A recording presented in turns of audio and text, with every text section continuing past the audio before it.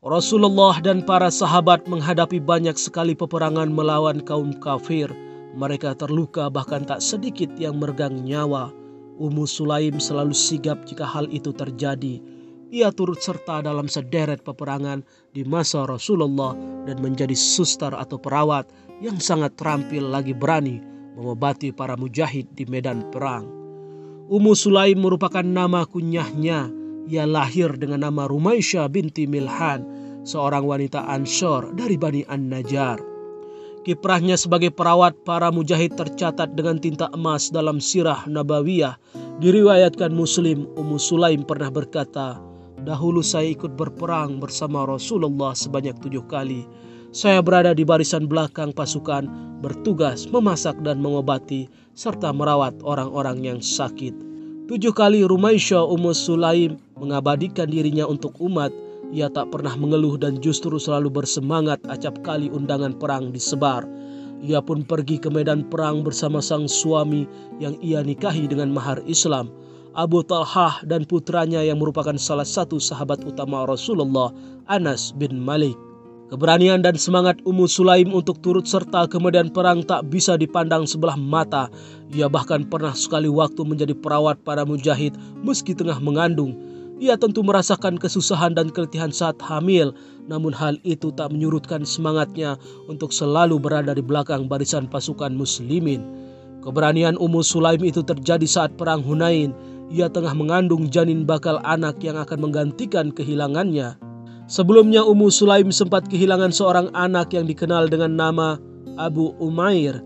Anak tersebut merupakan kesayangan Abu Talhah. Kisah kematian putra tersebut bahkan sangat terkenal karena menjadi pelajaran sangat berharga tentang kesabaran seorang ibu dan contoh istri yang bijaksana dari sosok Ummu Sulaim. Setelah kematian Abu Umair, Rasulullah mendoakan agar Ummu Sulaim dan Abu Talhah segera diberkahi seorang anak. Tak lama kemudian hamillah Ummu Sulaim. Pada saat kehamilannya itulah ajakan perang Hunain pun tersebar. Ummu Sulaim tidak tinggal diam. Ia mengambil sebilah pisau yang bisa digunakan untuk merawat luka. Lalu ditaruhnya pisau itu di pinggang. Bersama Abu Talhah, Ummu Sulaim pun berangkat mendaftarkan diri untuk maju ke medan perang. Kepada Rasulullah, Abu Talhah berkata, "Wahai Rasulullah, ini Ummu Sulaim membawa pisau besar." Ummu Sulaim lalu berkata pula, "Wahai Rasulullah, aku membawa pisau ini. Bila salah seorang musyrikin mendekatiku, aku akan merobek perutnya." Rasulullah pun tersenyum melihat semangat keduanya. Beliau Shallallahu Alaihi Wasallam bersabda, "Wahai Ummu Sulaim, sesungguhnya Allah telah mencukupi dan memberikan kebaikan." Singkat cerita, perang Hunain pun berlalu. Ummu Sulaim pun telah mengandung 9 bulan. Lahirlah bayi laki-laki dari rahim sahabiah pemberani. Ummu Sulaim pun segera meminta tolong putra sulungnya Anas bin Malik agar membawa sang bayi ke hadapan Rasulullah. Begitu melihat bayi tersebut, Rasulullah segera bersuka cita. "Siapa ini wahai Anas?" tanya beliau. "Wahai Rasulullah, ini adikku. Ibuku menyuruhku untuk membawanya padamu," jawab Anas. Rasulullah pun segera menggendong bayi merah itu lalu meminta kurma yang dibawa Anas bin Malik. Dengan kurma itu Rasulullah lalu mentahik si bayi lalu memberikannya nama Abdullah. Rasulullah bahkan tertawa saat melihat kelucuan si bayi.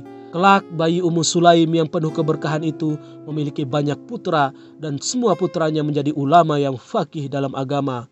Masya Allah, Ummu Sulaim bukan hanya memiliki keutamaan sebagai sahabiah, namun juga seorang ibu dari sahabat utama dan seorang nenek dari para ulama. Ummu Sulaim hidup cukup lama setelah wafatnya Rasulullah. Ia menemui ajal di masa Khalifah Ar-Rasyidin ketiga, Utsman bin Affan. Sungguh kisah hidupnya banyak menjadi pelajaran dan tauladan bagi muslimah. Rumaisyah Ummu Sulaim, semoga Allah meninggikan derajatnya di akhirat kelak.